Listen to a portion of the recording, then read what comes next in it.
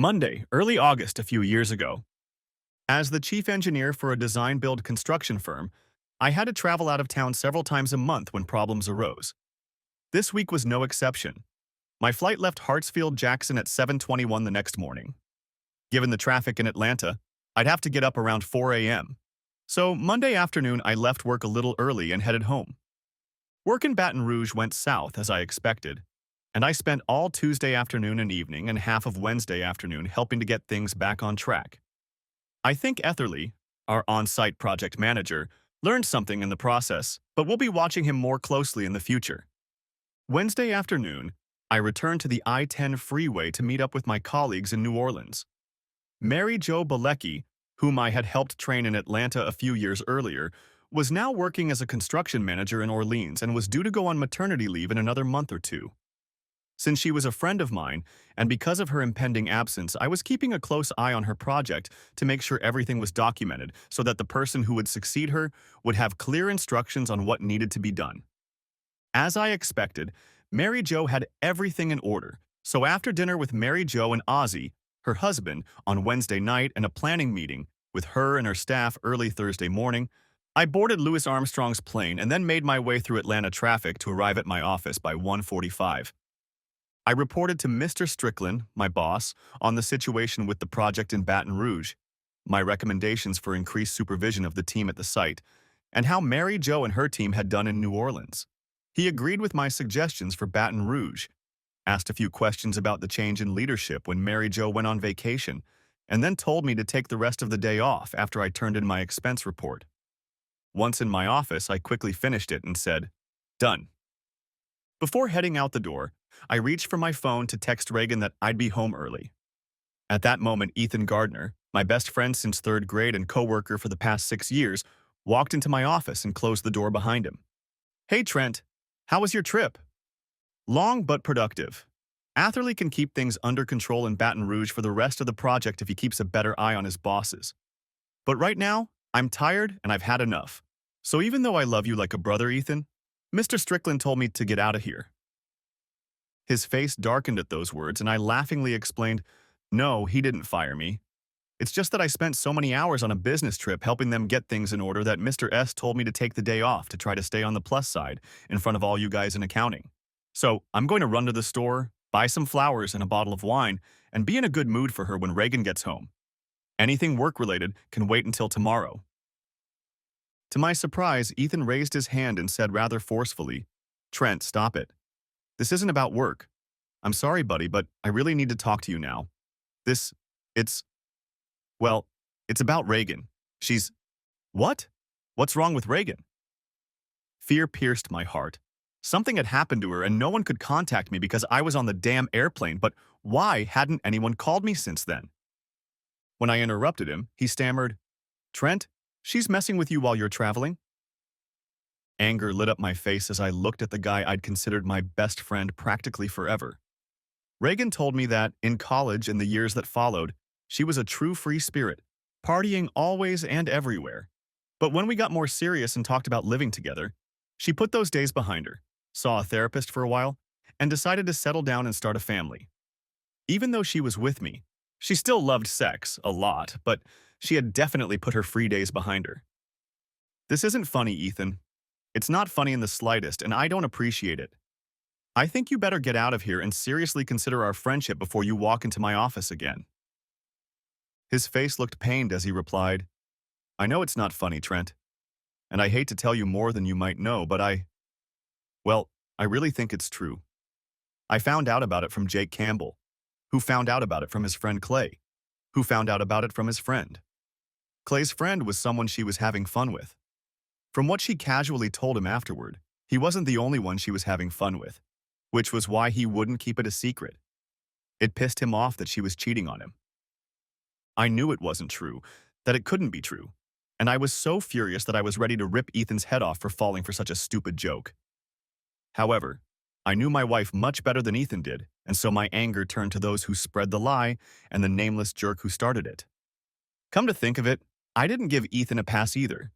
What's more, I was doubly angry that my supposedly best friend was helping them spread shit like this. Ethan, I'm going to tell you this once. It's not true. Not one word of it. And if you ever, I mean ever, repeat one word of it, I will beat the shit out of you. Now you better get out of here before I decide to do it anyway. Ethan was 6 feet tall and weighed 150 pounds, if not more. He'd always been a skinny kid, a typical nerd. So he knew that I, with my size, could do it if I wanted to. The whole world seemed to rest on his shoulders as he looked at the ground and shook his head slowly. He looked up at me and I could see the pain in his eyes. Trent, I'm sorry. We've been best friends for a long time, so you know I would never want to hurt you. But I really think that by not telling you, you'll end up hurting a lot more. And buddy, you know that I know you well enough to know that you would react that way. You've always had a temper. And how many times have I had to step in and calm you down to keep you from getting arrested or worse in high school? Trent, I wouldn't be telling you this if I didn't think it was true. I'm leaving, but, this way. You may not believe me, but here's the name of the investigator my cousin hired when he thought his wife was cheating on him. This lady is good looking, and if she tells you that Reagan did something wrong, know that it's the gospel truth.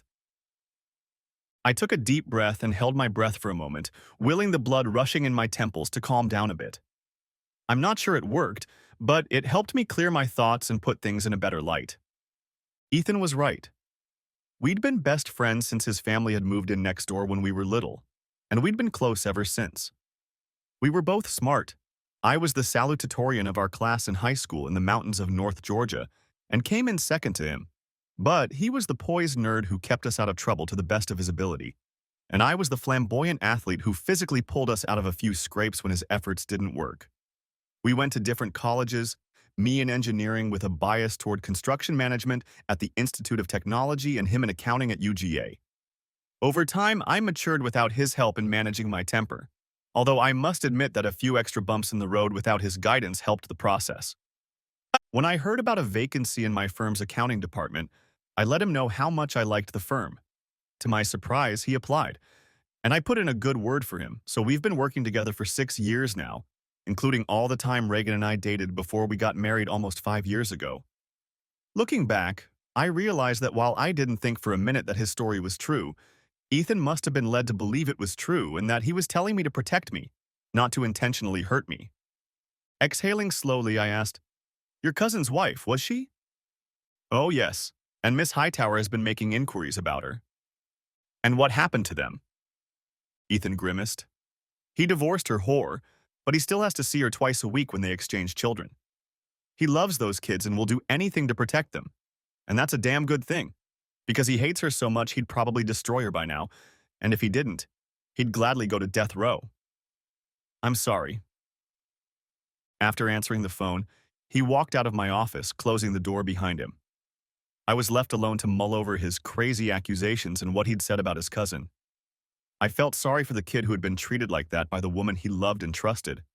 However, not knowing the circumstances, I mostly sympathized with the kids. They didn't choose their parents and the mess they were born into. The reason was that Reagan and I were discussing the imminent expansion of our family. We wanted a boy and a girl if the genetic odds stacked in our favor, but we're considering having 3 children if our chromosomes matched in the first 2 tries. I sat at the table looking at the door for a couple minutes, trying to calm myself down before packing up and leaving. I drove home to my wife's house trying to put everything Ethan had said out of my mind. Unfortunately, the seed he'd planted was festering, not wanting to be forgotten as I pulled onto the highway to head home. No, I didn't believe it, not for a minute. More than that, I absolutely refused to believe it, and it would all seem ridiculous to me if it wasn't so serious. As I drove north on I-75 to my exit, I thought about telling Reagan about this foolishness, but something stopped me. Even though I was sure it wasn't true, I shouldn't have made her angry that people, including Ethan, were telling such horrible lies about her. Running into the grocery store, I remained silent as Reagan threw herself into my arms and I walked into the kitchen from the garage. "You're back early," I said. But it was nothing more than what I could say as our lips came together, and we tried to make up for missing each other since Tuesday morning. When we separated, she nodded. "I thought you'd be back early, so I worked late the last 2 nights so I could leave early today to greet you." "God, I missed you so much, Trent," she cooed. And I smirked back at her, thinking about how beautiful she was, how funny she was, and what a shit that idiotic friend of Ethan's, or friend of a friend, or whatever. I knew for a fact that Reagan loved me and would never cheat on me. With that being said, I shook my head and put Ethan's stupid story out of my head. Ethan and I had been friends for so long that I realized he would never have told me the way he did if he didn't believe it himself. Soon, Reagan was asleep in bed, a contented smile playing on her face. I sat up in bed trying to read a book, but the words on the page refused to be picked up by my brain. My thoughts were preoccupied with my wife and the impossible story my best friend had told me.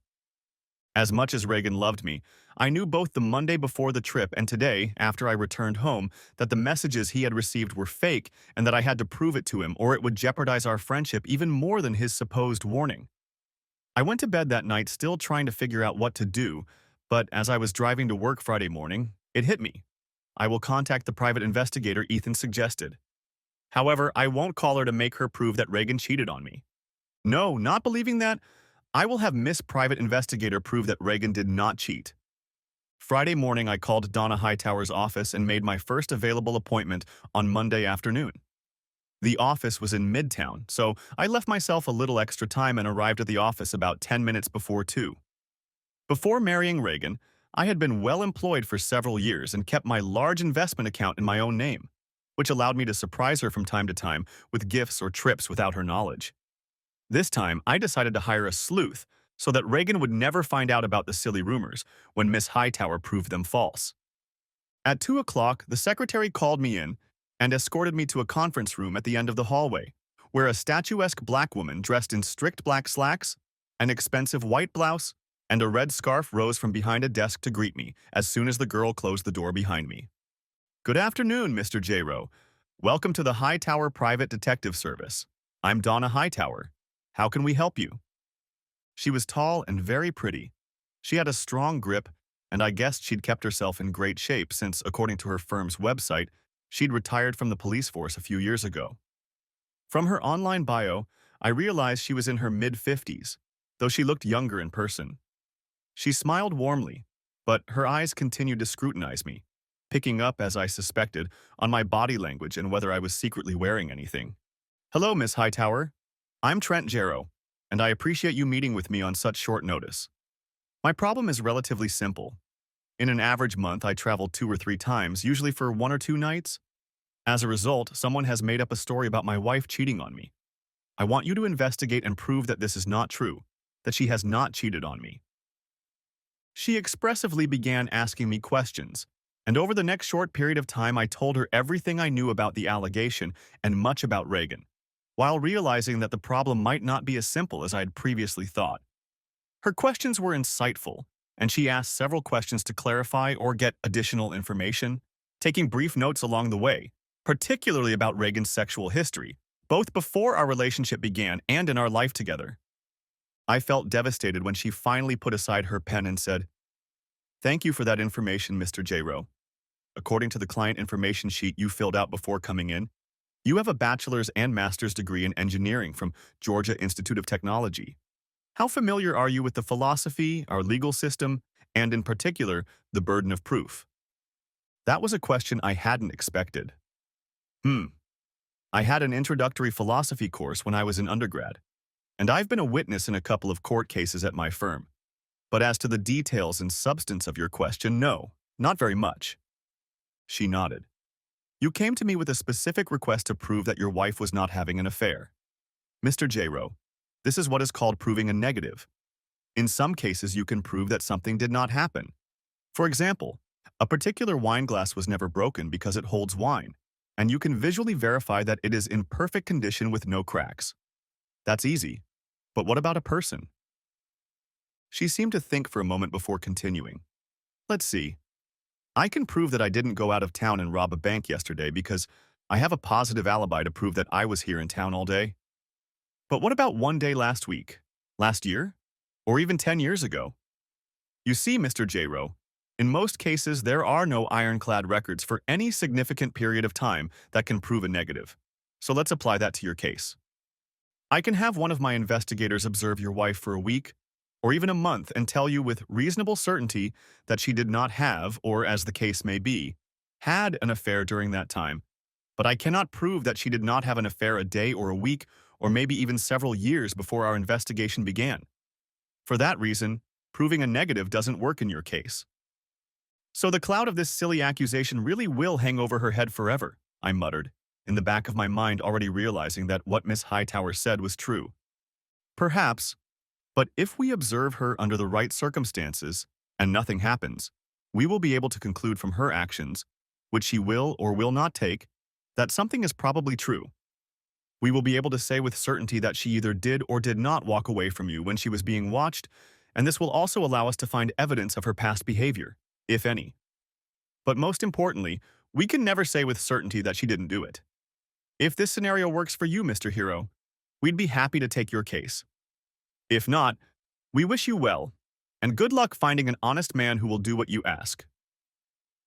Realizing where she was going with this, I hired Hightower's private investigation service and then spent another couple of hours with one of Miss Hightower's investigators, answering questions, filling out bios, and planning for those appropriate circumstances she was talking about. I had been working in the Atlanta office all week, and on Saturday night after Reagan went to bed, a circuit breaker tripped in the basement switchboard. I didn't notice anything Sunday morning, but by the time we got home from church and had lunch with several new members, the house was noticeably hotter. Reagan immediately complained, and I said I would go downstairs and check the circuit breaker. I switched a few circuits, but it made no difference, turned it off and on again, and then went back upstairs. I didn't find anything wrong, so I'm going to call the HVAC service. Please, if you don't, it's going to be too hot to sleep in there tonight. I dialed the number for our usual HVAC service company and logged into their automated system, pushing buttons, going from menu to menu, until I sat on the line for almost 2 minutes and then hung up. I then called the number Donna Hightower had given me. Hello, this is Trent Giro. We're having a problem with the air conditioning upstairs. How soon can you send someone over to check it out? Tomorrow morning at 10 o'clock? Okay, I think that'll be soon enough. Thanks, see you then. Reagan walked into the room to listen to the end. It's too hot upstairs, so we'll be sleeping in the guest room tonight. It'll be like a hotel room, she added with a smirk. Taking Reagan's offer into consideration made me feel better than I had at any time since Ethan had made the idiotic accusation against her. There was no way Reagan could love me that much and still do what that asshole who claimed she was confused did. We got up Monday morning and Reagan made me take off the sheets and throw them in the wash on the way to the shower. Monday morning I worked from home and met with the HVAC guy, a subcontractor who is regularly engaged by Hightower's private investigative service, at 10 o'clock as scheduled. I showed him our house and he got to work while I went downstairs and turned on the light switch. An hour later he was done. They activate on motion and stay on for 5 minutes after the motion ends. They have a fiber optic lens with a wide angle of view, so they can record everything you need with very little chance of being seen unless someone has a special reason to look for them. These babies will capture everything, with enough quality for legal purposes, but not good enough if you want to make movies for your own or public consumption online. 3 in your bedroom, 1 in each of the other rooms, and 1 on the bathroom door. If anything happens within sight of any of them, we'll record it. After paying him for the installation and 2 weeks' rent, I thanked him and went to work. When I got home, the house was chilly, but I wasn't cold. Babe, there was a problem with the hotel job in Orlando, so I'll have to add it to this week's trip. I was already going to be in Tampa Tuesday night, but decided to visit Orlando as well. Loretta made very quick arrangements with the airlines, so my flight from Orlando won't arrive until late Friday night. I will try to get on an earlier flight if something is available, but Loretta said the chances of that are very slim. I'm really sorry. I'm really going to miss you, Reagan said, but let's try to catch up at least a little. Smirking, she took my hand and led me to the couch in the family room. I love you, Trent. I love you too, Reagan, I replied, implying it. I smiled, realizing there was nothing wrong with our marriage except some idiot who would never know what it was like to make love to my woman. The meetings in Tampa went well, and the follow-up questions in Orlando were easy. In fact, I usually handled them remotely, but my showing up on site helped our management team stay on track. Once everything was settled, I spent some time on site observing the quality of construction, making observations and pointing out problems and potential pitfalls to the assistant project manager who showed me around. He was young but bright, and I mentally noted that he would soon be ready for more responsibility. I could leave Thursday afternoon if I could find a flight, but I didn't bother trying. Reagan wasn't expecting me until Friday night, and I was going to give her every possible minute of that time to prove to Miss Hightower that she had ample opportunity, but she wouldn't cheat on me. So I worked in my room until noon, and early Thursday evening went to one of Orlando's famous gun ranges where, in addition to the usual pistols and rifles, machine guns can be rented which allow you to fire from 3 points within a few seconds. I limited myself to renting a couple of pistols and let the tourist dads, torn away from their kids in Disney or Universal scenes for a while, spend their hard-earned money to feed the snarling machine guns. Friday, I worked in a trailer at our construction site until it was time to head to the airport. The traffic on I-285 Friday night was probably as bad as downtown, and it wasn't much better on Interstate 75 either. I breathed a sigh of relief when I finally reached our exit, and was thrilled when I walked into the house and my loving wife threw herself into my arms. Noticing that I looked stressed, she brought me a beer and we snuggled together on the couch and talked for a while before she took me upstairs. On Saturday, Reagan headed to the gym to work out, and I took care of the yard. Since I didn't have much time after going inside to get a drink of water and watch the Braves game, I opened my laptop and checked my personal email account. To my relief, there was nothing there from the special address that Donna Hightower's investigator had given me. On Sunday afternoon, while she was running errands and shopping, I checked my email again. This time, I blinked tensely a few times before hesitantly clicking on the message to open it. Once done, I muttered, "Please, Lord, let this just be an update." Dear Mr. J. Rowe, your order will be ready on Monday at 11 a.m. Please contact our office to arrange for delivery. Larson Toolworks. My hand shook as I closed the message, deleted it, and then permanently deleted it from my trash folder. Reagan noticed I didn't look well when she got home, and I avoided her kisses. "Yeah, I don't feel so good," I replied. "I don't want you to get sick either. Let me give you a hug, and then you lie down while I make dinner. Hopefully after a while you'll feel better and be able to eat." She hugged me, but I, worried beyond belief, only stroked her back and leaned my head against her. As I did so, I caught the scent of flowers. I hadn't eaten on Sunday night, and on Monday morning I got up very early. I thought about it as I tried to sleep. The smell of flowers in her hair was not her usual shampoo, conditioner, or perfume. I didn't want to believe that something was going on, but the unusual odor and the ominous message made me doubt that something could really be going on. After all, she'd been gone for so long, right? No, she couldn't have had time to go shopping and do anything extraneous, right? Yeah, it had to be one of those cosmetic bags that they spray perfume samples in at the store. After confirming the appointment on Monday morning, I arrived at Miss Hightower's office shortly before 11 o'clock. I was escorted into the same conference room as the first time, and, as before, Miss Hightower greeted me. This time she waved her hand toward a chair and said, "Mr. Jarrow, we have concluded our investigation ahead of schedule, and I'm afraid I have some bad news." She slid the file folder toward me and leaned back in silence as I opened it. My world, always so orderly, crumbled when I skipped reading the report and went straight to the photos. There she was, with a man. In our bedroom. Another picture followed, but in our bedroom.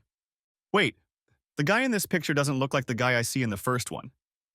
Sorry, it's all in the report, but we documented her with 3 different guys in 4 encounters through Saturday. And yesterday afternoon we repeated the second encounter, this time at a private home. "What?" exclaimed I. The news and all the numbers stunned me. But she went shopping yesterday." Her look became serious. She nodded. "Mr. Jarrow, Mrs. Jarrow did some shopping on Saturday afternoon after her second encounter with lover number 2, and on Sunday she only went to the grocery store. You could have checked receipts or perhaps a credit card if she didn't use cash." But she was going to the gym on Saturday," I whispered, still trying not to believe the evidence laid out in front of me. Miss Hightower shook her head. "I'm sorry, Mr. Jarrow. Judging from the picture of her leaving the hotel with lover number 2, we believe she was doing gymnastics, but believe me, she wasn't anywhere near a real gym." "How can that be?" I demanded, my anger finally overcoming disbelief. "Letting 3 different guys spend time with her in 1 week? And that doesn't mean I didn't take care of her before and after." Miss Hightower held up a hand to reassure me. I'm not a psychiatrist, Mr. J-Ro. Just a damn good investigator and a pretty good judge of human character. Your wife seems a likely candidate for hypersexuality disorder, often referred to in earlier years as nymphomania. She seems to go out of her normal range to do just that and hide her actions so you won't find out. Flowers, I sighed. The scent of flowers in her hair. She took a shower and washed her hair after seeing her boyfriend yesterday. Maybe, but judging by how long it's been there, it's more likely she just washed it or sprayed it with something. From what we can tell from following her and watching the video, she's an expert at her craft and obsessed with appearance, even changing the sheets and linens on your bed between lovers. More than one spouse has been caught cheating when a stain or odor gives away a secret love. But in our bed, I began, remembering that only a week ago she was changing the sheets in the guest bed. Yes, 2 out of the 3 nights you were gone, she did it in your bed. She takes her lover. Please don't call them that. Cheating, adulterous assholes is what they are. She hummed slightly and nodded in response to my comment. At least one, yes. We don't know the first one's name, and the third one isn't married. But assuming he knew of her marital status, that makes him an accessory to her adultery and an adulterer under state law. The second, on the other hand, seems to be her steady lover. Well, he's definitely a cheater and an adulterer. We were able to find out his identity and learned that he's married. Asshole, I sighed, opening the folder and digging through it until I found the page with his picture at the very top. My fist clenched, and all I had to do was keep my fist from hitting the table. Shit, I think she's working with that asshole. I was just about to do that. Noah Wooliver, 32, got married and, as far as we can tell, became your wife's boss at her firm a few months ago. Being a large, important firm with multiple offices, they don't advertise their corporate management structure, so it's entirely possible he works in another, possibly parallel department. I shook my head. No, you got that right. Mrs. Allenby was promoted, I think in late spring, and Mr. Wooliver became her new manager. Reagan never called him by name and said he wasn't very social, so I haven't met him yet, but she pointed him out to me one day when I stopped by to pick her up when her car was in the shop. It was Miss Hightower's turn to shake her head, but it was a look of disbelief. Not very social with the spouses of his mistresses, no doubt, she grinned. A convenient excuse to keep you two apart. Anyway, Mr. Wolver has no criminal record, no outstanding warrants, but he does have several unpaid parking tickets.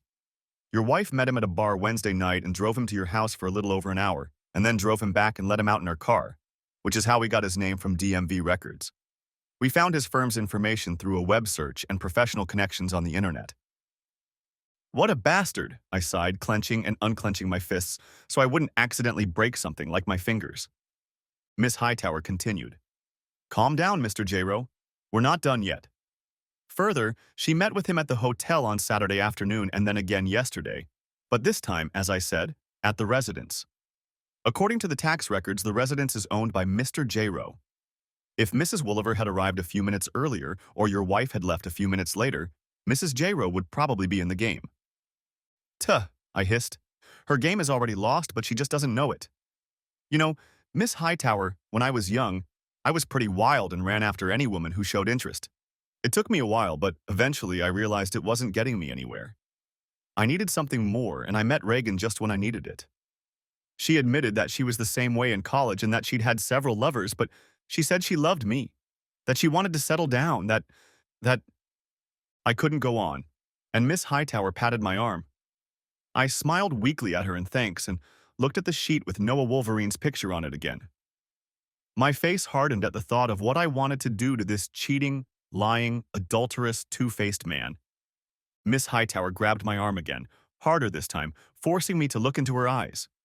Mr. J-Ro, I'm sorry for the way things turned out, but I must warn you, as I do with all of my clients, not to let the pain you are feeling make you do something that is not in keeping with who you are. When a person finds out that their loved one has been cheating on them, they often want to get revenge to make the cheater feel hurt, but if you do that and go too far, it can ruin your life. Do you understand that? Taking my hand, she made me nod before continuing. Don't let her mistake ruin you and your future. If you retaliate too much, you could go too far and end up in jail for a while or even prison, possibly years. You could lose your job and almost everything you have worked for your entire adult life. You don't have children, so you don't have anything to worry about.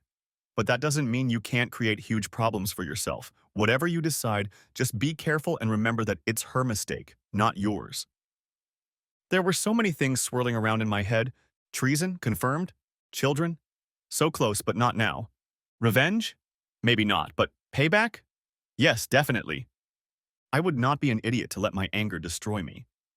I'd be careful to control my emotions, but while carefully calibrating my reactions, I'd be just as damn devious and cruel as she'd been deceiving me, no matter how long she'd been doing it. I knew I would never physically hurt her. I wasn't that kind of person. But make her suffer? Yeah, I'll do it. Carefully, I mean. But believe me, Miss Hightower, if that's the way my soon-to-be ex-wife wants it, then of course I will. I'll try not to go too far, but believe me, it'll be damn close, and she'll feel all the pain she's caused me. Every single one of them. Damn it. Beat. Miss Hightower sighed, realizing she couldn't stop me, but she made one last attempt to subdue me.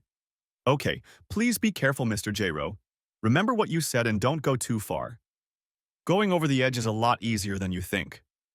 I don't want what you do to bite you. Or haunt you. As a divorce attorney, Miss Hightower recommended George C. Godwin. He agreed to meet with me after hours, and I spent the next 2 hours on a bench in Piedmont Park, contemplating my escape. And my revenge.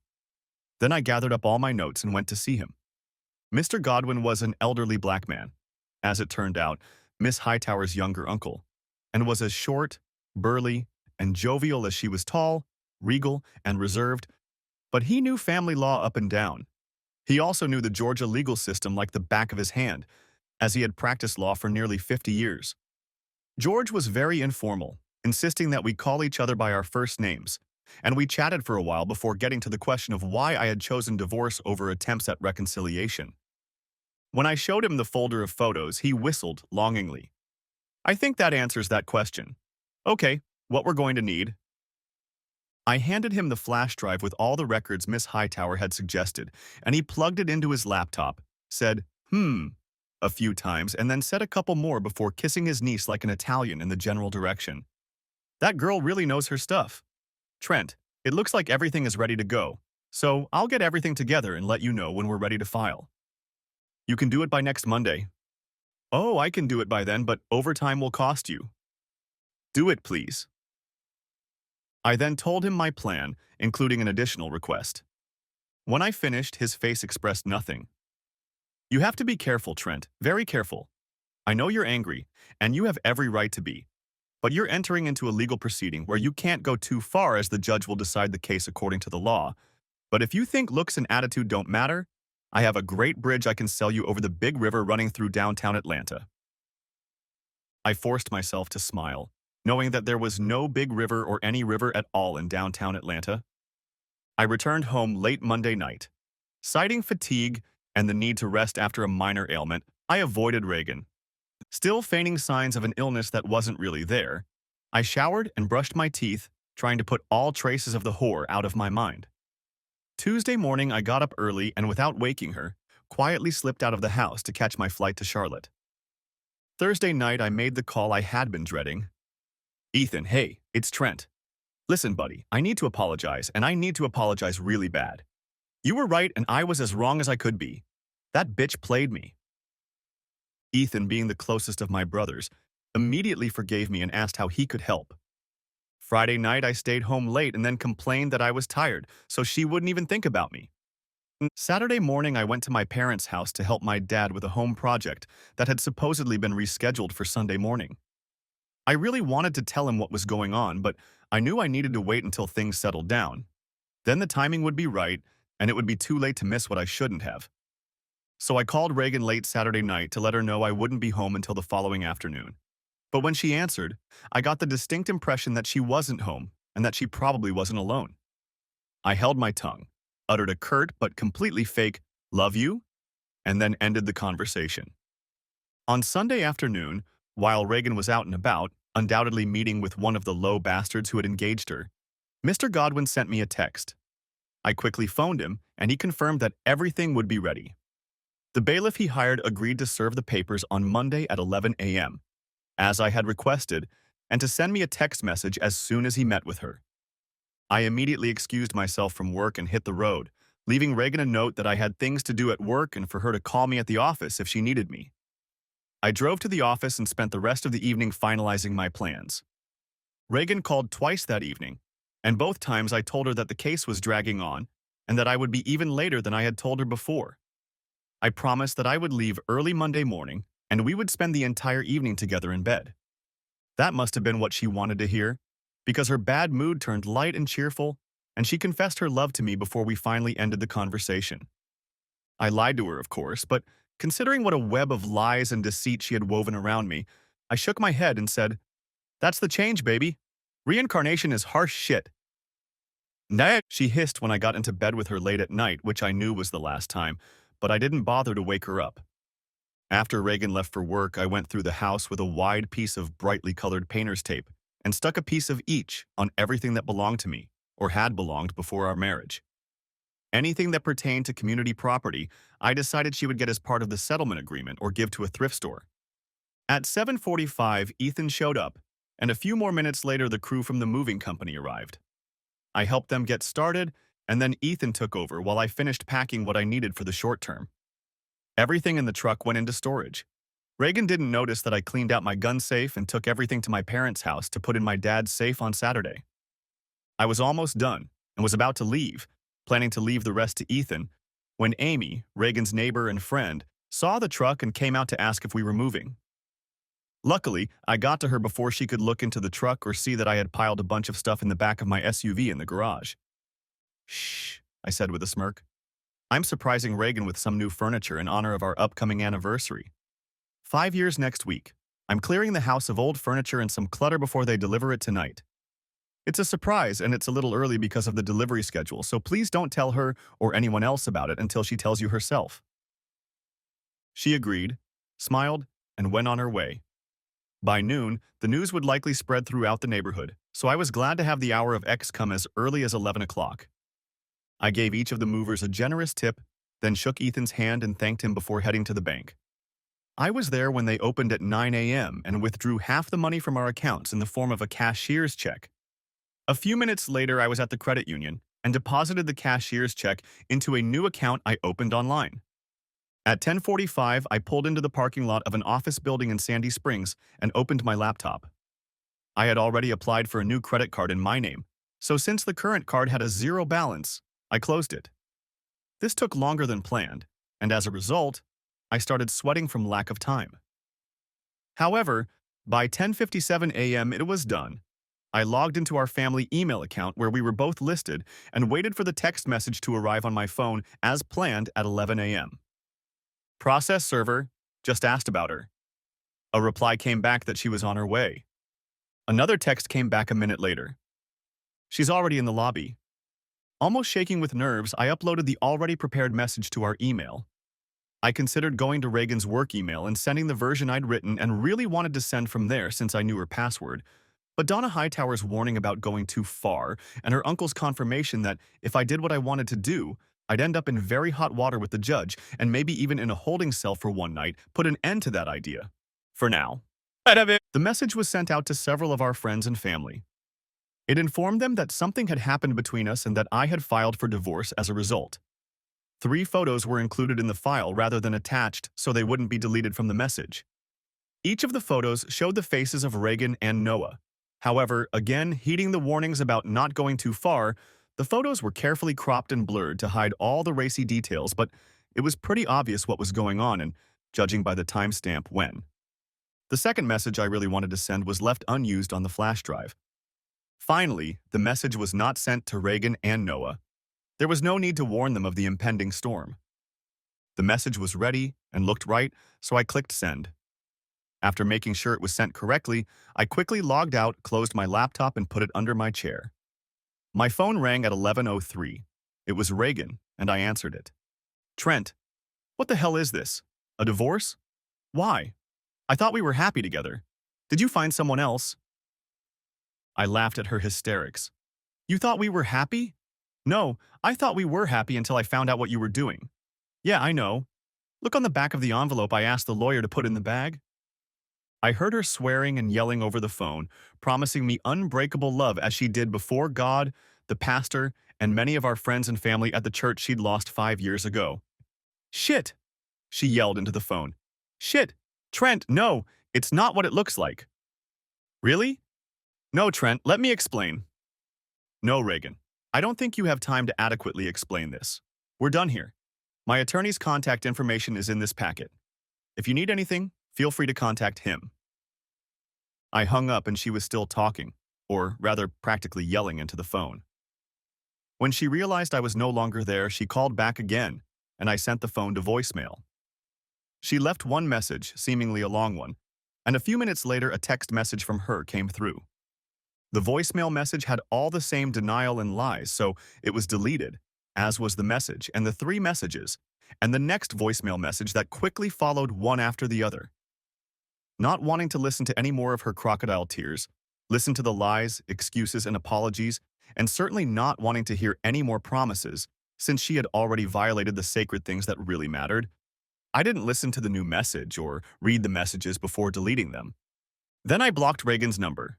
Then, immediately afterward, I dialed my father-in-law's number. Since Bob and Chessie were my friends as well as my in-laws, I didn't bother to send them a message. Hey Bob, it's Trent. I hate to call you at work, but this is really important and I think you need to hear it firsthand, not second. And I'm going to do it now, not later because the shit just hit the fan.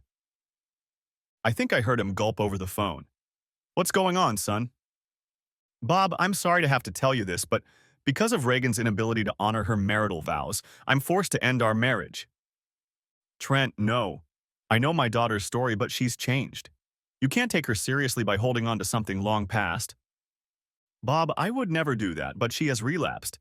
And a very serious one at that, and not too long ago. 2 weeks ago, when I was out of town, it was like she went crazy. I have the places, dates, and times to prove it, as well as pictures and even videotapes of some of it. It's been killing me since I found out, and I hate to tell you this, especially over the phone, but you should know that I'm not doing this because I want to, but because I can't trust her anymore and I can't keep this up. So I'm going to end this right now. The papers were filed this morning and she's already gotten them. No, I can't believe it. She promised me she was already past that stage. There was desperation in his voice, utter denial. She promised all of us, Bob, but apparently her promises weren't weighty enough for her to keep them. If she had stayed true to them, and to me, I would have loved her forever. You know that.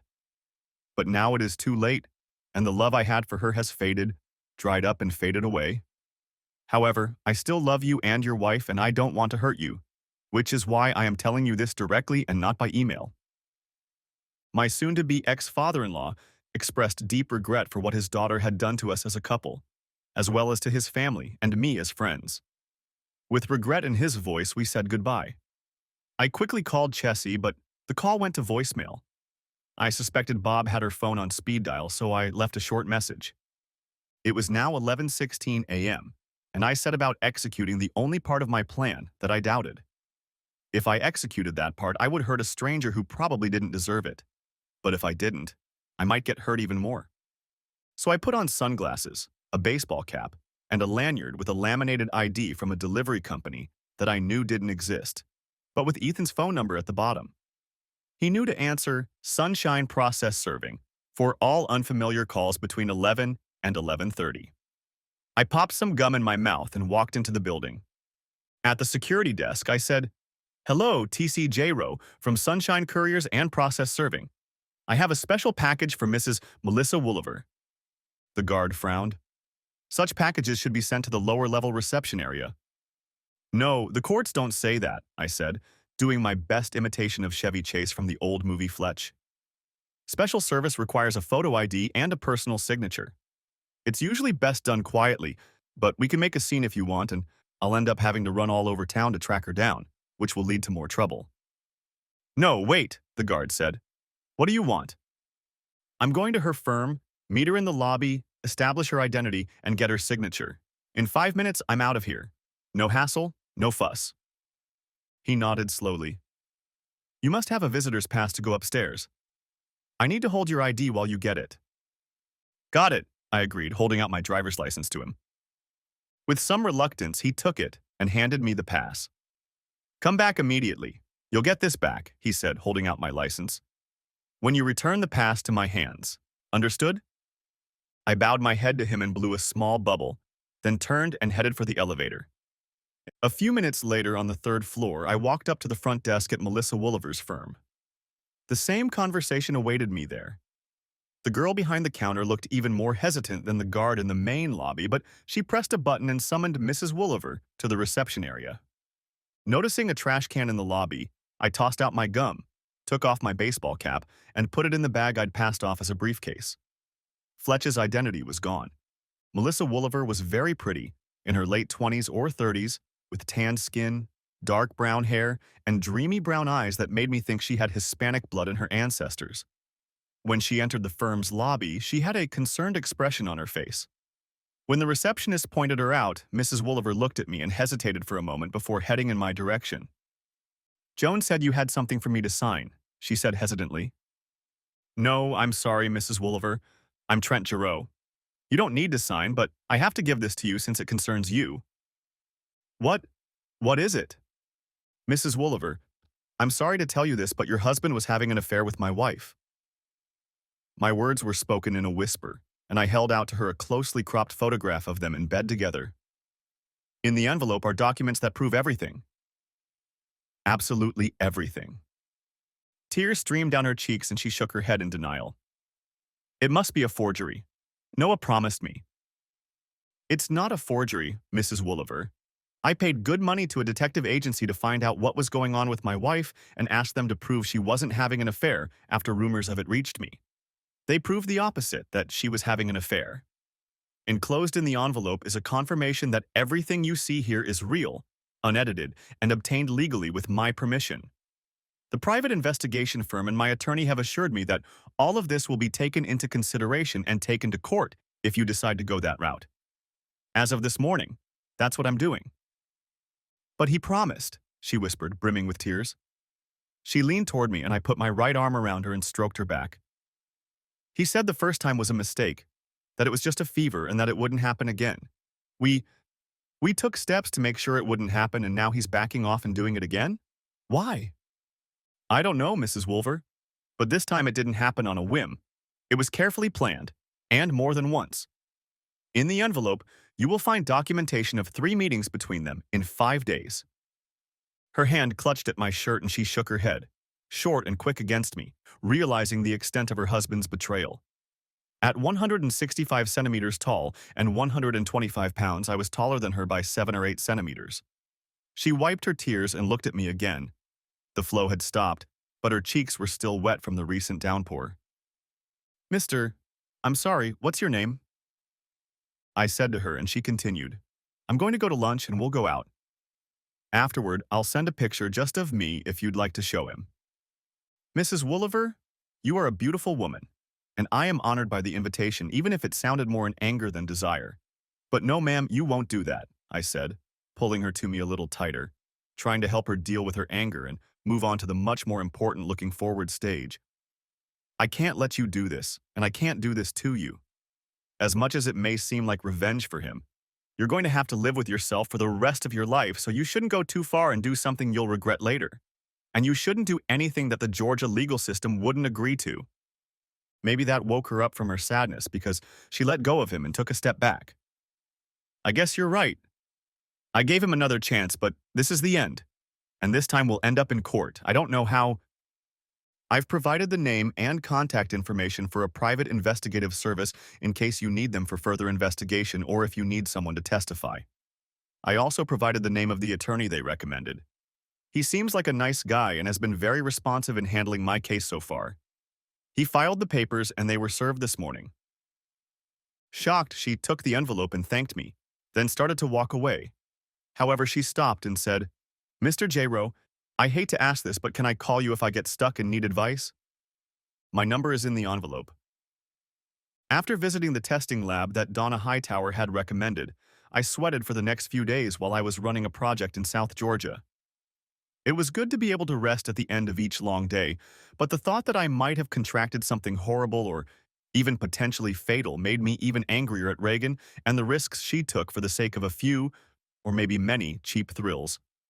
At the end of the week, however, luck smiled on me when the lab reported that I had no sexually transmitted diseases. I breathed a sigh of relief, At least that danger hadn't gotten me down. Reagan was still trying to contact me, leaving message after message on my voicemail at work and on my cell phone from other numbers. When I checked the messages, I deleted them as soon as I heard her voice, but she didn't get the hint. When I returned to the office on Friday morning, I found there were more messages waiting for me, so I deleted them one by one and pulled out my phone manual to find how to block the number. After a few minutes, that problem was solved too, and I decided to visit my parents over the weekend. They were getting messages from Reagan too, and I decided to block her number there too. My mom was especially upset, especially since she knew that Reagan and I were ready to have kids. She even asked me to reconsider the divorce, saying that what Reagan had done couldn't be that bad. I shook my head in response and showed her one carefully cropped photo that showed the date. Tears ran down her face, but she nodded, finally realizing the truth despite her desire to deny it. She hugged Daddy tightly, and I waved goodbye and headed for my temporary quarters. The next day at work, Andy Smith ran into my office with the bad news just before noon. Trent, Mary Jo Bilecki's water broke, and she was planning to go on maternity leave a few weeks before. What do we do? Probably should have prayed for MJ and the babies, sent them a gift and sent him home to pack, since he was supposed to be filling in for her during her maternity leave. Andy wasn't too happy about this, as he would have to finish his current project a couple of weeks early, but Mr. Strickland decided he was the best candidate for the job. Now Andy looked panicked, as he was still almost a month away from completing his project so early. After reviewing our schedules, Andy and I approached Mr. Strickland with an alternative proposal. In order not to disrupt Andy's project, I would take the New Orleans job in his place, but I would be available to handle major issues on our other projects if needed, and I could help in Baton Rouge as well. In the evening of the same day, word came that Mary Jo and her newborn twins were doing well. I was getting closer to the Big Easy to take on the project, and with each mile I was getting further and further away from Reagan and my past. By the time I got to the hotel, it was late, and I slept for a few hours before getting up early to head to the construction site. I spent the morning delving into the project, meeting with a few subcontractors and going over the plans for the coming weeks. Everything was as I expected, so early in the morning I stopped by the store and headed to the hospital to see Mary Jo. She had already received the flowers I had sent, so I gave her a thank you for a job well done on the project and a gift certificate for her children, who had been in the neonatal intensive care unit for a while until they were old enough to go home. Although I couldn't go in to see them, I was able to see them on the monitor as MJ and Ozzy watched them lovingly. I was so happy for them, but the thought of never having a child of my own was hurting me as I left, so I turned my attention to the project. It became my everything for the next few days, and on Friday, I took the construction office management staff out for drinks in the French Quarter after we closed down work for the weekend. On Monday, George Godwin called to see how things were going with my divorce. He was having a rough time in Atlanta. His office was getting numerous calls from Reagan trying to reach me, and he seemed to be getting more and more hysterical with each successive call. "Are you sure you don't want to talk to her?" he asked. I grinned sarcastically in response to his question and heard him practically rolling with laughter. I thanked him and went back to work. That evening, as I was heading to my room at the hotel where I was staying for an extended stay, a text message arrived on my phone. I didn't recognize the number, but the message read, "Hey Trent, my lawyer filed the paperwork today and Noah's already been served with a subpoena. Can we talk when you get a chance? Thanks, Melissa W." It was late, so I texted back to see if she was there, but a few seconds later my phone rang. "Hey Trent, thanks for talking to me." "Glad to, Melissa. How are you doing?" "It's hard, but I'll manage," she replied, with doubt in her voice. "And you?" Since she declined my offer to open up, I replied, "Sounds like you." "Melissa," I asked, "what's going on?" There was a brief silence before she spoke again. "Trent, I wanted to thank you for what you did by revealing what Noah was doing to me and making me think before I committed a rash act. You could have taken advantage of how vulnerable I was in that moment, but you didn't, making me stop and think so I could realize how wrong that would have been. I really appreciate it, and I'm grateful for your help. It won't be easy, but I'm determined to get through this." "Melissa, we were in the same place at the time, and it wouldn't have been right for either of us. I'm better now, at least a little better, thanks in part to being away from her. And I'm glad to hear, if not hope, at least determination in your voice." "Definitely. I still have a long way to go, but it's definitely better than it was. Good. I started to tell her that if she ever needed to talk, she could call me, but hesitated, unsure of that.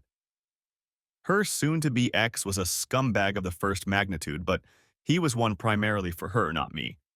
I was just collateral damage to him when he took advantage of my ex's open invitation. But I still had plans for him as well. So I kept silent and we wished each other luck and then said goodbye. While the work in New Orleans was in full swing, I, at Mr. Strickland's direction, continued to supervise the work in Baton Rouge, and I was often called upon for advice on other projects. I soon felt that I was, in Louisiana parlance, swamped and up to my armpits in alligators. Part of the reason was George, who called a couple weeks later and said, "Trent, there's news. Mrs. J. Rowe's lawyer has asked the judge to schedule a consultation.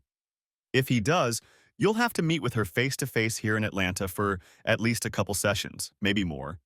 The judge will give you time and you'll have to show up here in town or the proceedings won't do you any good. What do you want me to do?" My blood boiled at the thought of them resorting to such tactics, but George had told me from the beginning that it was possible. When we applied, we provided minimal documentation of her infidelity. You said we could hold on to the rest as we wouldn't need them. Now we might need them. What happens if the judge sees that? We'll have to give them to her lawyer, but Judge Johnson may agree to cancel the request if he has no desire to see them. Then warn him first and do it. A week later, Reagan's request for counseling was denied, although George says Judge Johnson hinted that she might seek counseling for her own sexual addiction problem. And that was one crocodile out of the swamp. For the next few months, while Reagan and her attorney battled George in the Georgia court, I kept a low profile, hoping Reagan hadn't hired someone to find me. Or maybe take me out. Just in case, I had George redo my will and change my life insurance policy so she wouldn't get a dime if something happened to me. However, once Mary Jo and Ozzy's children were released from the hospital, I visited them a couple times for dinner and even babysat one evening so the lovebirds could get out of the house and have some peace and quiet. The twins were quiet for the first few minutes after their parents left, but then they realized something was going on and let me take them in my arms with all four lungs. As much as I wanted children, I prayed that if the Lord would allow me to have children, He would allow me to have them one at a time. To my surprise, I also heard from Melissa Wooliver, a few times asking how I was doing, and basically asking for strength and courage to get through this without saying a word. Because of Georgia's laws and divorce code, Georgia's warnings, and my personal moral principles, I was careful not to cross a line that could be construed as romantic or potentially adulterous. When things got better for Melissa, she apparently didn't need me anymore, and her messages stopped coming. When Mary Jo's maternity leave came to an end, I had a realtor looking for a house to buy. Using funds from my pre-Reagan account for a down payment, I bought a house in Dunwoody a few weeks before Mary Jo returned. After spending almost 3 months in a long-term care home at the company's expense, I was determined to feel more comfortable when I returned home and be able to take my belongings out of storage. The twins were doing well when Mary Jo's maternity leave ended, and she returned to work for the last few months of the project. After handing over the reins to her, I found myself coming home with 3 regrets. The first was that since we currently had no other project in New Orleans, MJ would be leaving our firm and becoming a stay-at-home mom for a while. Ozzy, who had relatives in the area, had gotten an assistant professor position at Loyola, so this was not a surprise. However, MJ asked me to keep her in mind if we had another job in the New Orleans area in the near future, to which I readily agreed.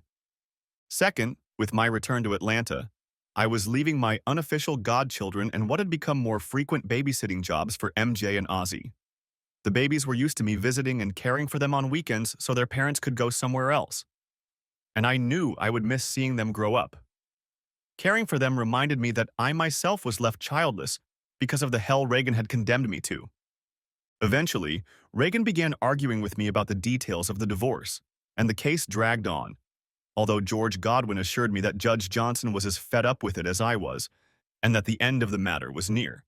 So when I returned to Atlanta, I immediately moved into my new home and began unpacking and doing some work during my week of free time. I met a few new neighbors, including a nice divorced woman from a house a few doors down. Having my own house gave me more freedom, but I was still legally bound to this cheating whore, which meant I couldn't start dating again without fear of violating the legal process. I thanked Noelle, the divorcee, for the plate of brownies, but politely declined when she suggested we meet for dinner sometime. Having been through the divorce system, I think she understood me. Ethan, who'd been looking for Miss Right forever and knew nothing about the Georgia court system, didn't get it. "So when are you going to go out again?" he asked one day at lunch shortly after I returned to Atlanta. "When the judge says my divorce is final, and I can be sure that romantic endeavors and any entertainment that might lead to them won't contribute a single penny to the agreement with Reagan." "So long, huh? And how's that evil bitch doing?" he asked. "I don't know, and I'm not interested." "You know you still owe her. A big one." I looked at my best friend and nodded. "I know I owe her, and she'll get it when the time comes. Every last crumb." Judge Johnson had finally had enough of the stalling and wriggling out over Reagan. He demanded that we both be in the courtroom for closing speeches and presentations in early April, with Reagan and her attorney on one side of the court and George and I on the other. I arrived a few minutes early and was waiting for George when I saw Reagan turn the corner, spot me, and head in my direction. "Trent, it wasn't supposed to be like this." "I know, Reagan, but you couldn't fulfill your part of our vows, so it is the way it is." "You've been gone so much." "Bullshit. You knew how often I'd be gone when you agreed to marry me. The 3 times during our time together when I exceeded that number, each time by one day, I used that time to more than make it up to you. Of course, I don't count the last trip to Tampa and Orlando for those 3 times, since you made up for it yourself with your boss and other girlfriends while I was gone and after I returned." She looked angrier than I'd ever seen her and tears were streaming down her face. "Trent, but I had needs." Reagan noticed several people watching us and asked, "Can we go somewhere and talk about this?" "No, I don't see the need for that. You see, we talked about all this before we agreed to get married, and you promised that your wandering was over, and you wanted to get married, settle down, and start a family. You got married, of course, but it didn't work out. Why don't you just accept that and leave it at that? That's what I did. Of course, if you can't, you can always find another therapist. Maybe this one will be luckier than that one." She wrinkled her nose at my words and practically recoiled when I pointed out her failures. More and more people looked in our direction, and I left her standing there in tears, wallowing in her frustration, when I saw George heading in my direction. "Trent, please," she called out, but George and I headed into the courtroom, ignoring the others.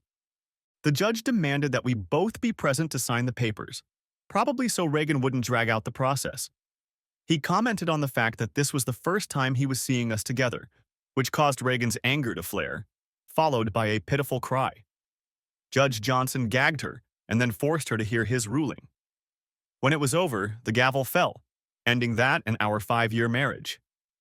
I shook George's hand and thanked him after Judge Johnson left the courtroom, but as I turned to leave, Reagan began to plead, making her way toward me. As I continued walking without paying attention to her, she began yelling at me, spewing anger and obscenities. Most people know that's no way to behave in a courtroom, and I'm sure Reagan knew it too, but her anger took over.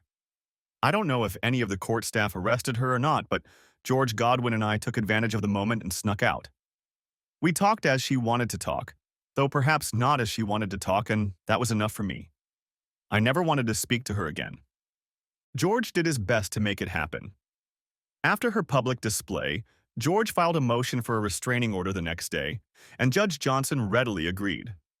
I couldn't have arranged things any better even if I had tried. With a restraining order, Reagan would stay away from me whether she wanted to or not. I almost hoped she wouldn't. A brief stay at the Iron Bar Inn might do her some good. But she was too smart for that, disappeared from my life and out of sight.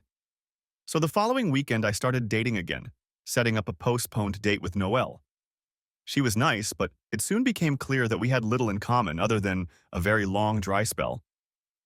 As I drove her home, she pulled me inside and I didn't resist.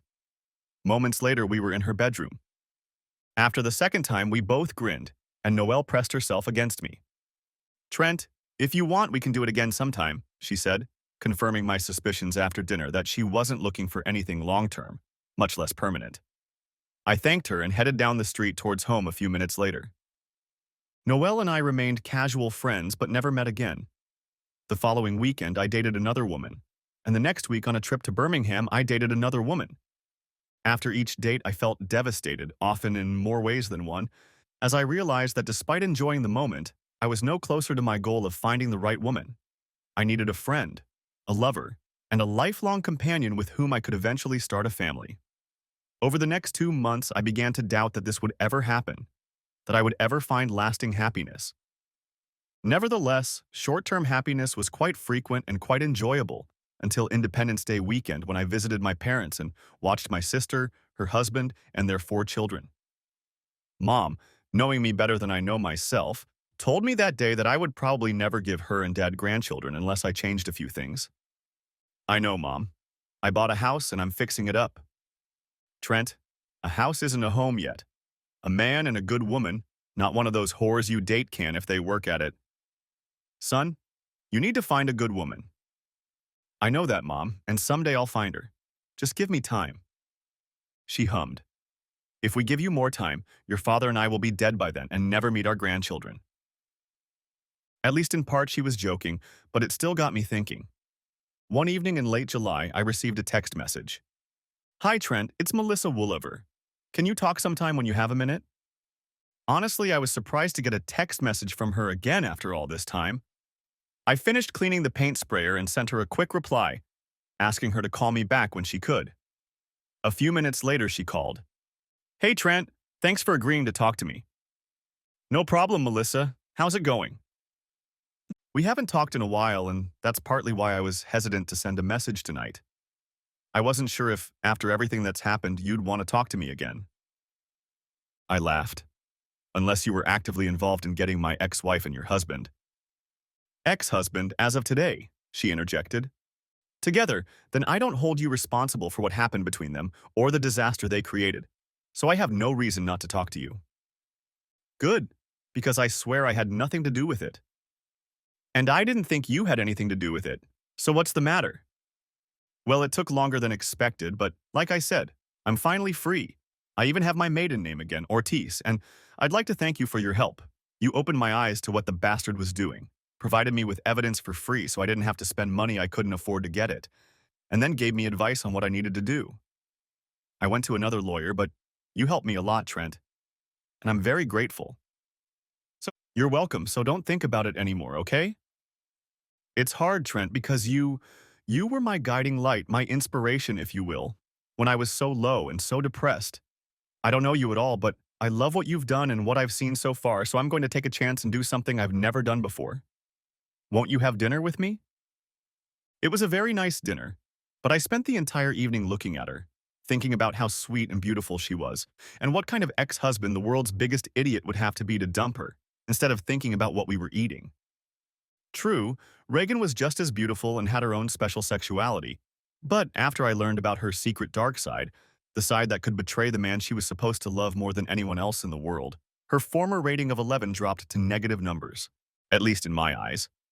You stare, she said with a smirk, almost as much as I do. I grinned and nodded. It's fun to focus when you have someone so nice to focus on. She blushed and covered her mouth with her hand to hide how much she liked my compliment. You want to get out of here and maybe come back to my house? I think I'd like that. She whispered, Please, Trent, take me home. Or somewhere. Now. I need it, and I can't wait.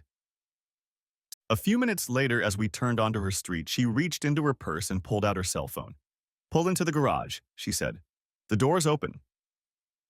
That night, we didn't get out of bed, only to drink water and go to the bathroom.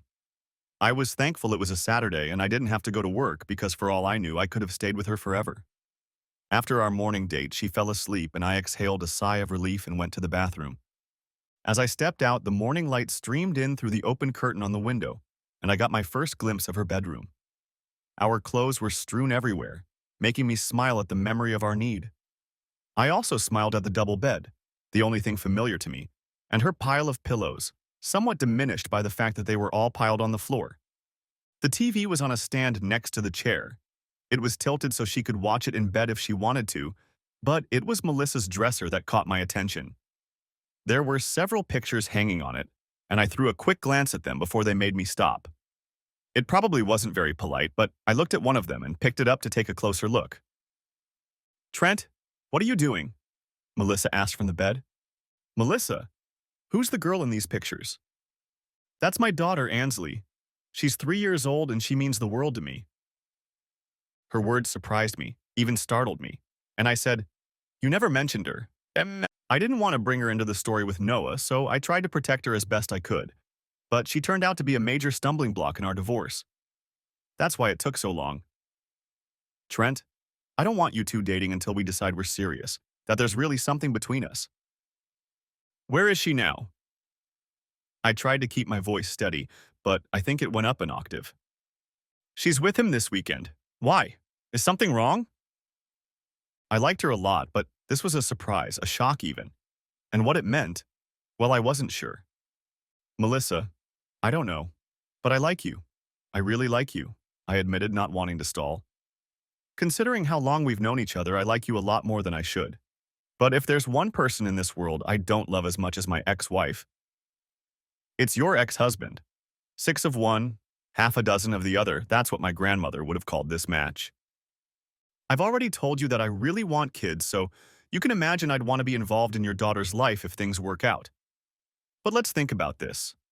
If I show up at her soccer game or piano recital or cheerleading practice or school dance or whatever, who else is going to be there? Noah, she sighed, starting to realize what I was getting at. He's a lying, cheating asshole, but he loves her. Exactly.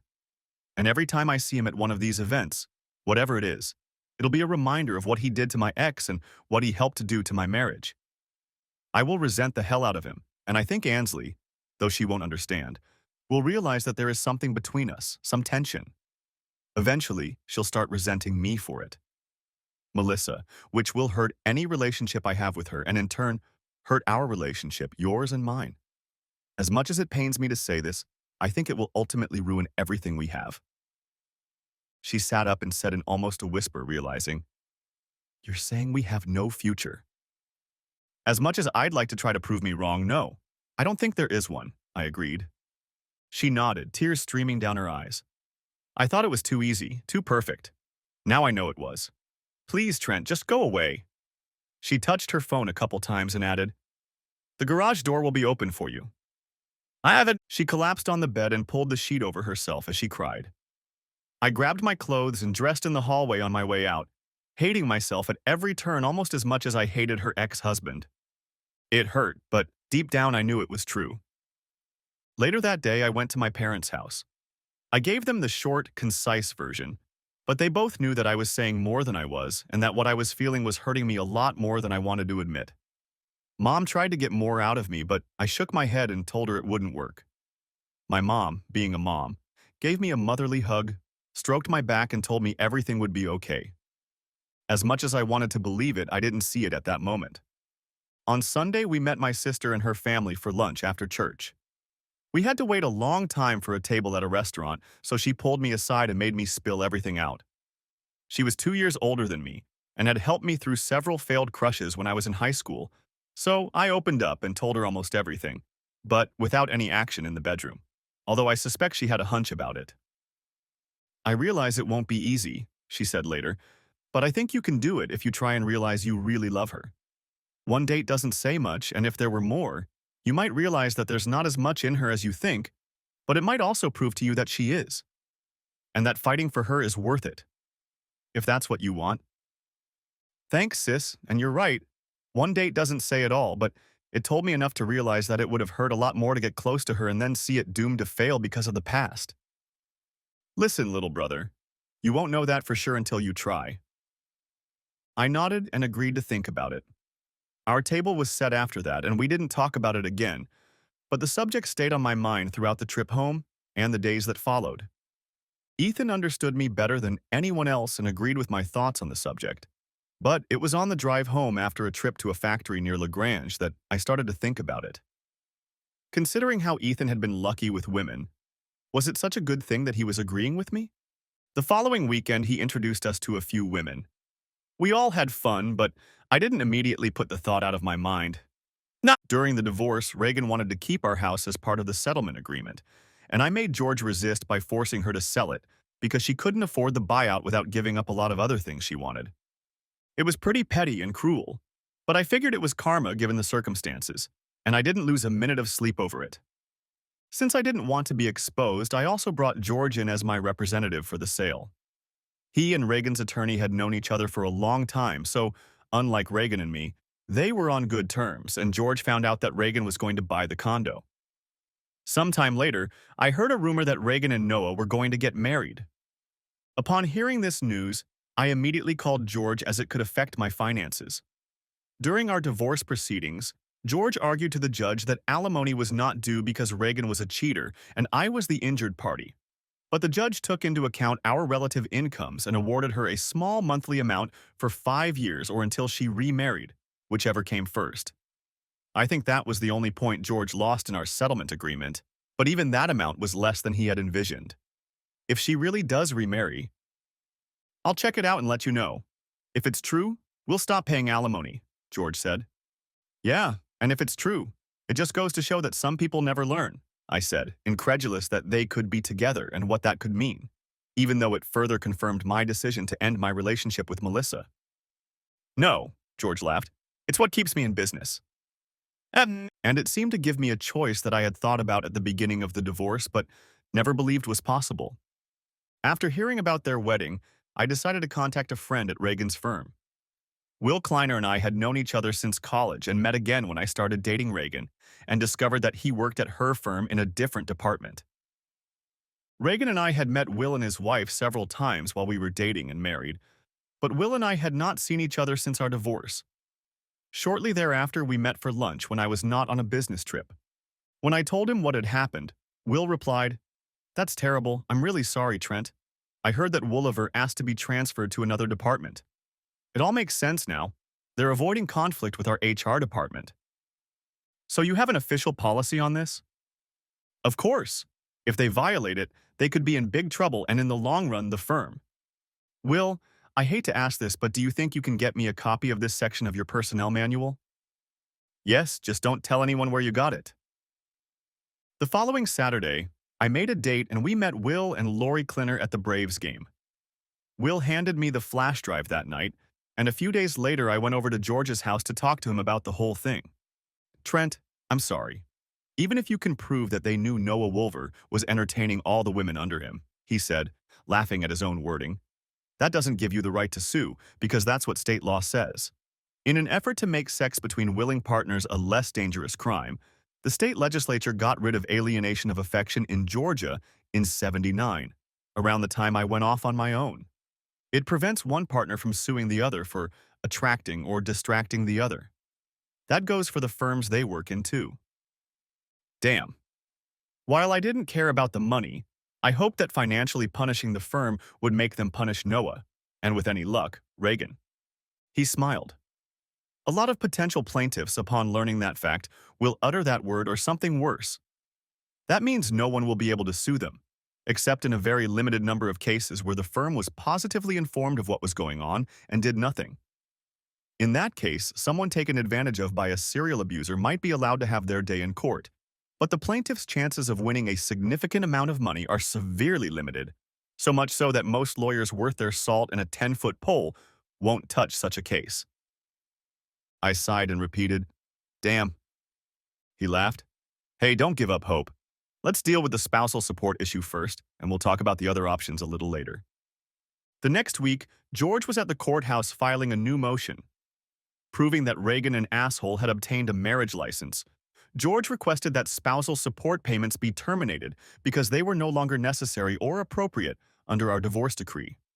Reagan's attorney, of course, strongly opposed this motion, and we had a suspicion that the marriage certificate had been filed far away from Atlanta so that we would not discover it and file the very same motion to terminate alimony that George was now filing.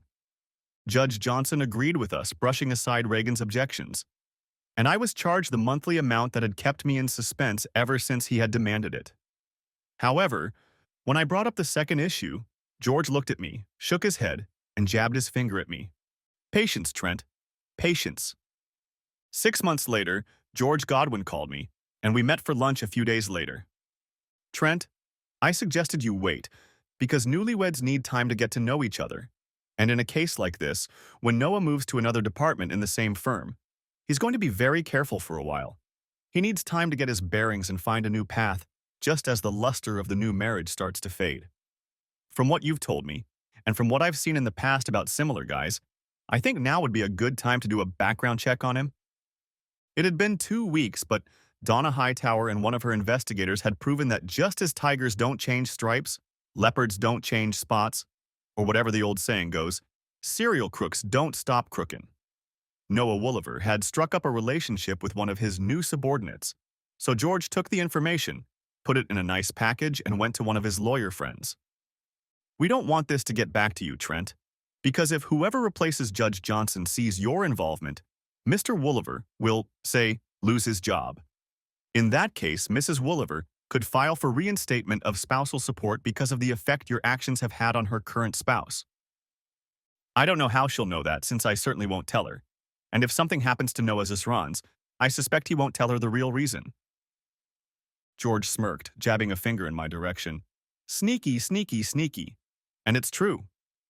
George's friend, a lawyer, delivered the package to Noah's firm. Through my friend Will, I learned that Noah had been escorted out that same day by security, and there were rumors that he wouldn't be welcomed back. They say Reagan cried when she found out, asking why, but no one could say. Take that, asshole, I said after the conversation ended. If I keep this up, I risk turning into a bitter old man. Grinning to myself, I realized that was a risk I was willing to take, not wanting to tie my name to it in case Reagan found out about it and went to a judge to try to get spousal support reinstated. I sent the package anonymously that same day, and the next evening I got a call. Trent, yelled Melissa Ortiz, I know you probably never want to talk to me again, but I had to call to tell you. Noah called last night to tell me that he had been laid off from the firm, he said due to downsizing, and that he was going to file for a reduction in child support because of it. I called a friend at the firm and found out that there were rumors at the firm about his layoff. And today, I received an express package, an anonymous express package, mind you, that probably explains everything and should allow the judge to keep my spousal support payments the same when Noah files his petition. Trent, I guess, knows who I have to thank for that. So to that person, I say thank you. I chuckled. I think if you talk to the right person about it, they'd say you're very welcome if they were in a position to admit they did it. As for what was in the package, may I say that some people never learn? I assume Noah will sing the judge a sad song about his plight, and when my lawyer provides the judge with that information in response, I hope the judge throws the same words back at him. For goodness sake, he just got remarried. I wonder if he didn't start falling into fornication so quickly when we got married. Melissa, don't think that way. It's in the past, so put it behind you. Just smile and enjoy life, okay? You deserve it. We said goodbye for what I suspected was the last time. At that, I smiled. For the first time in a long, long time, I felt free. I'd been through the ordeal, I'd survived, and while some might disagree, I'd returned as much hell and heartache as Reagan and Noah had put me through, going as far as I dared, but not too far. While she was probably cheating again too, I had helped Reagan end up in a much worse financial situation, in an apartment instead of a nice house and with a dysfunctional husband who paid alimony and child support through the nose. In addition, I knew she was in a relationship in which her spouse cheated on her regularly, but didn't bother to tell her about it, just as she didn't tell me about how she behaved toward me. I had tried to give her the best and make her happy, but now I suspected she had more worries than I could count. Yes, I had retaliated against each of them, but I regretted none of them, not one. Moreover, as I went over what had happened in my mind, I realized that I no longer called them those derogatory names that were ever present in my mind. Having received retribution, I no longer thought of them or cared what they might think. And that realization led to the biggest smile of all. But the smile was short-lived, because over the next few weeks I made another discovery, the hardest of all. As much as I thought I had come to terms with Reagan and Noah, to my surprise, I discovered that they still had power over me. When I thought I had a chance at happiness with Melissa, I gave up that chance because of the memories of what my ex and Melissa's ex did, the awkwardness they caused me, and I'm sure, her. I'd had a few dates since then, done it with many women, but after the raging passion had died down, I realized more and more clearly that I didn't care about any of it. Melissa, I finally realized, was still lingering in the back of my mind, present there as often as thoughts of Reagan and Noah. Even though I'd struck back and gotten my pound of flesh, I still wasn't free of them while I worried about what they might think about anything. Not until I could look at them, laugh and say, "Look what you gave up and what I might get as a result. Thank you for being so stupid. Then I will truly be free." In that moment, everything became clear to me, and I realized exactly what I wanted to do. Picking up the phone, I looked through the recent calls and found the number she'd called from the day she'd gotten the file of Noah's latest adventures. I pressed the number to call back and hoped she would pick up. After a minute, she answered. "Hi, Melissa. This is Trent J-Rowe. Can we talk?" "Trent, recently you helped me again when you didn't have to. I'm listening." "Something came to me tonight. An epiphany, if you will. And if I'm not too late and you'll let me, I'd like to talk to you about it to see if there's any chance of making a difference." And there was silence on the line, though I thought I could hear breathing, so I continued. "Even though I recommended that you let go of the past, I realized that I had been so focused on the past and what had ruined my life that I hadn't noticed that I was looking at things backwards instead of forwards. I want to apologize to you for that, and if you agree, I want a chance to try to make things right. If you'll let me." Again, she didn't stop me, so when I talked to her that evening, I could practically hear Melissa nodding her head on her cell phone, assessing my words. To my relief, she wasn't dating anyone new, and to my surprise, she agreed to let us start over to see how things went and if we could eventually become as compatible as we had been that first wonderful evening. We went on another first date the following weekend with good and firm intentions of not rushing things, but sometimes things come up on their own. And then she invited me into the house and I walked her to the front door. She took the glasses, I poured the wine, and then we sat down on the couch and talked until 11. In a few minutes, I was already carrying her upstairs and gently seating her by the bed. After that, we lay there but didn't say a word. It was too soon, considering it was only our second first date, but deep down I hoped it would work out, and from the way she looked at me, I thought she felt the same way. Although we encountered some difficulties in the months that followed, it turned out that we agreed with each other on far more important things than we had realized, and that many little things don't matter when two people love each other enough. Although I had already thought this way after our second casual date, I liked her more and more with each meeting, and I finally admitted to myself that it really was much more than like, almost from the start. Melissa came to the same conclusion, and we started planning and working on a future together. It was something we both wanted, so we got married a little over a year after we decided to try again. When the time came, little Ansley became our flower girl, and Melissa and I said "I do" to each other and really meant it. As I suspected, we've met Noah a few times since then, but it didn't go the way I initially feared. The first time we'd been close was when he'd started making snide remarks about seconds to me, but I'd cut him off.